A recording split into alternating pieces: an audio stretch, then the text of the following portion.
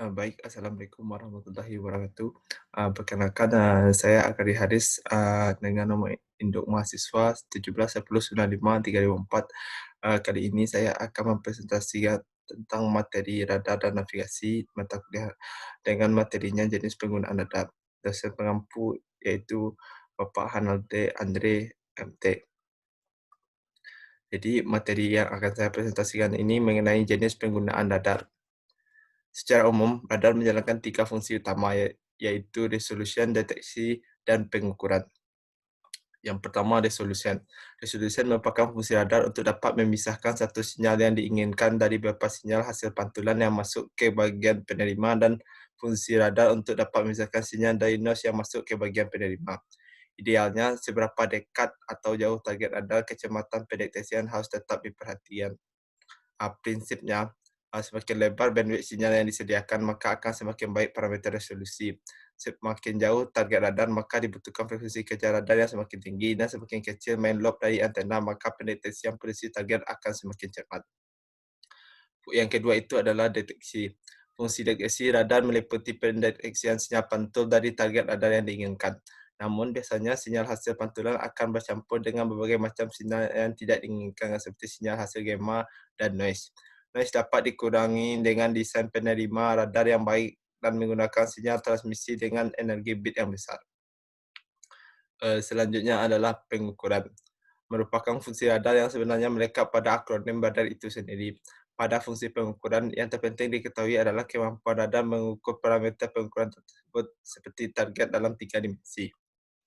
Selanjutnya, aplikasi radar dalam berbagai bidang. Jadi di sini saya mengambil 4 contoh aplikasi radar dalam berbagai bidang. Yang pertama itu di bidang meteorologi. Aplikasinya adalah satu, membantu dalam mendeteksi curah hujan dan cuaca buruk seperti badai. Dua, mendeteksi kecepatan dan arah angin. Pada bidang meteorologi ini, radar yang digunakan itu adalah Doppler radar, di mana radarnya itu adalah weather radar dan wind profile.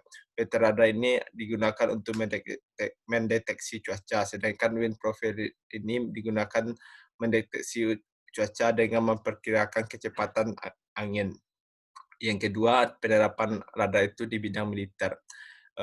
Contohnya itu yang pertama, membantu pengarahan senjata-senjata di darat terhadap sasaran-sasaran di laut dan udara. Yang kedua, menentukan posisi sasaran di permukaan bumi untuk pemboman dari pesawat udara.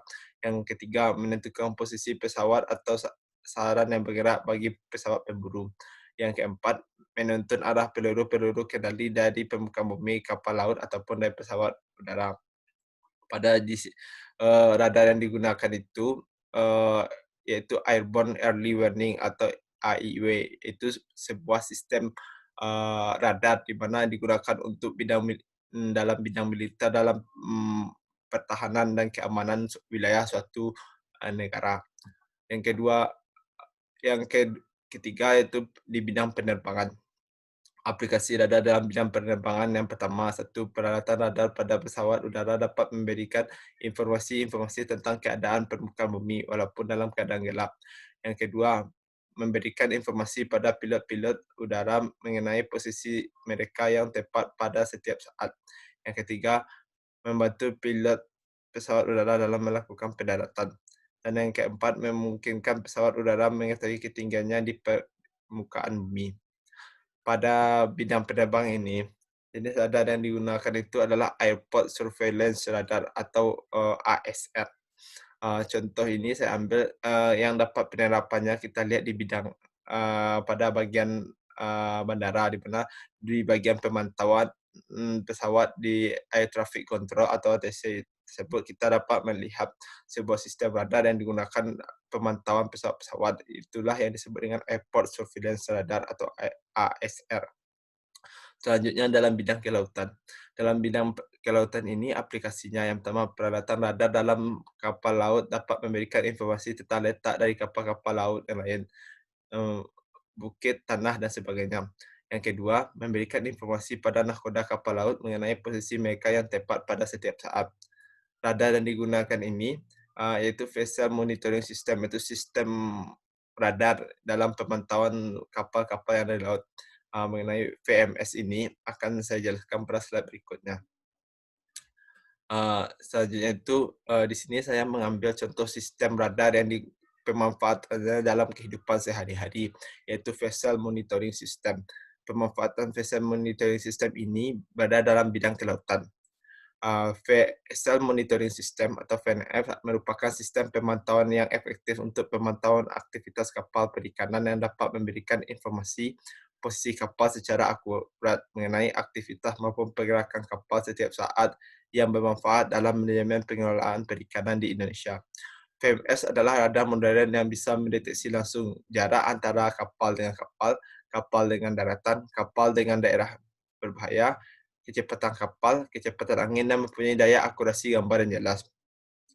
Teknologi VMS menggunakan komunikasi data berbasis satelit yang memberikan informasi posisi secara otomatis dan real time dengan frekuensi pengiriman tertentu sesuai dengan kebutuhan regulator.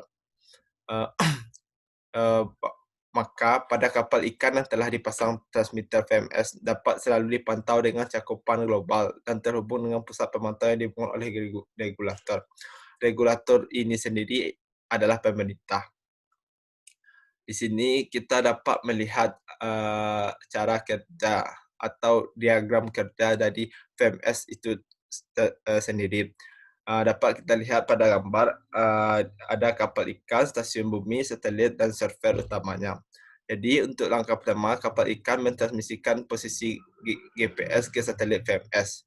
Yang kedua, data didownload dari satelit oleh stasiun bumi.